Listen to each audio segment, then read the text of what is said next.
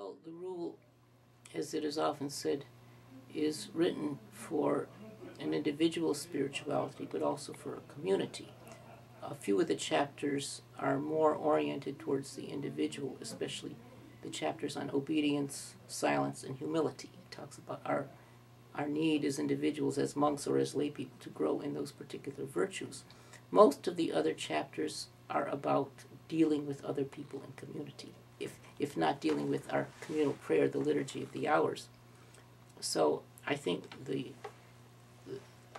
one of the main points is that we all live in community. These days, we think about our society as being very individualistic.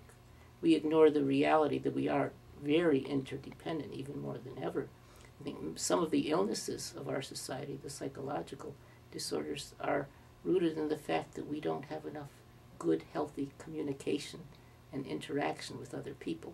Saint Benedict's rule talks about how monks interact, how they communicate with one another, how their lives are regulated, how they should pass things to one another at table, a very simple thing, but a very important thing, and how we deal with one another charitably, how we share our possessions with one another. Of course, lay people do not take a vow of poverty or non-ownership. Monks do take a vow of non-ownership, poverty, of communal ownership of everything. But I think the principles can easily be applied to lay people, that, we don't own anything. Everything comes from God, and everything God has given us is meant to be shared with others.